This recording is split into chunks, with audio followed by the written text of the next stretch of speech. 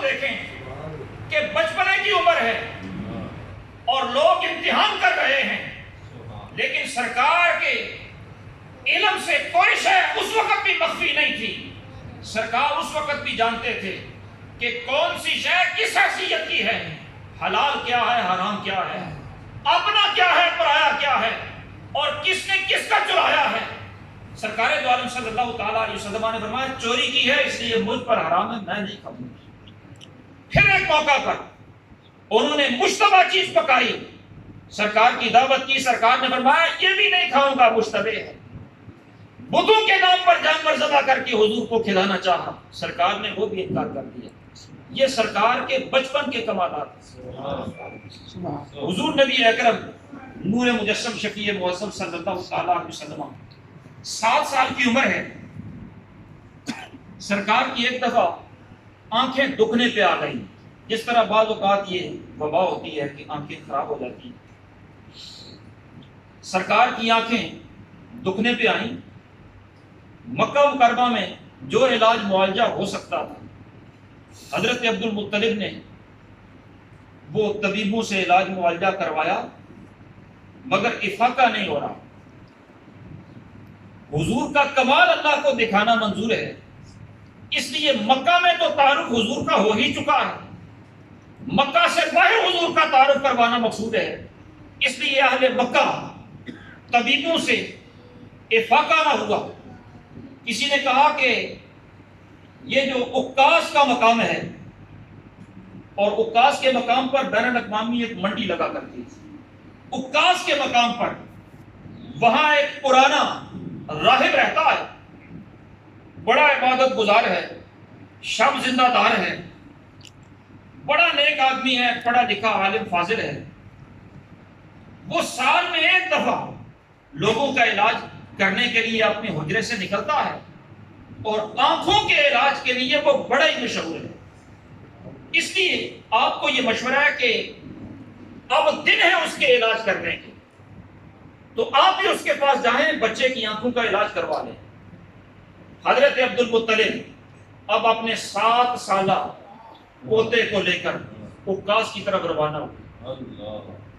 جب اس مقام پر پہنچے تو پتہ چلا کہ اس کا وقت تو ختم ہو چکا ہے، وہ دوبارہ اپنے حجرے میں جا چکا ہے، اب کمرے کا دروازہ بند ہو چکا ہے، اب اس سے ملاقات نہیں ہو سکتی۔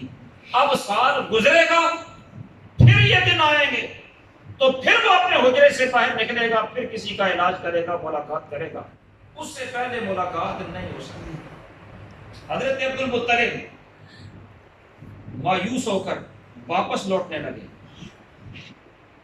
آپ نے بھی واپس لوٹنے کا ارادہ کیا ہی تھا کہ حجرے کا دروازہ یکدم کھلا۔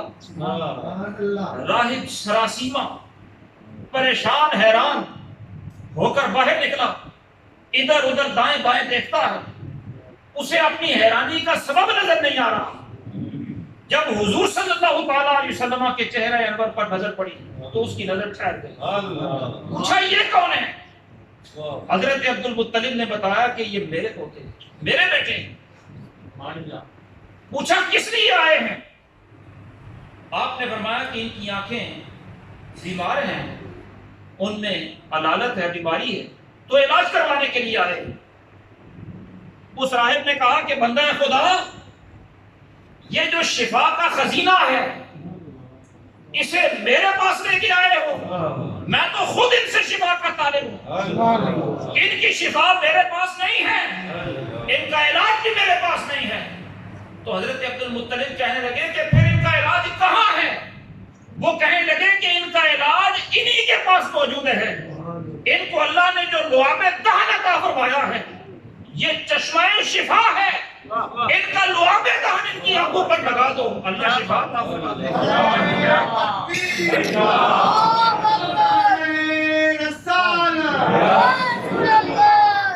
تاجدار ختم نبوت مصطفیٰ اہل سنت۔ حضرت عبد المطلب نے حضور کا لعاب دہن آنکھوں پر لگایا، اللہ نے شفا عطا فرمائی۔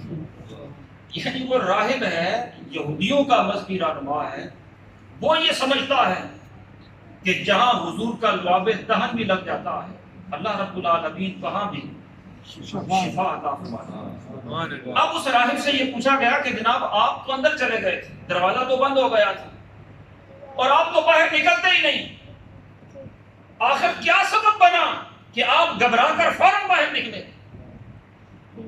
اس نے کہا واقعی نہیں نکلتا، لیکن جب یہ آئے واپس جانے لگے تو میرے حجرے میں، میری خانقاہ میں زلزلہ آ گیا۔ اتنا زلزلہ مجھے محسوس ہوتا تھا، اتنا زلزلہ محسوس ہوتا تھا کہ مجھے ڈر لگا کہ کہیں میں مکان کی چھت تلے آ کر دب کر مر ہی نہ جاؤں۔ میں تو اپنی جان بچانے کے لیے باہر نکلا، مجھے ڈر تھا۔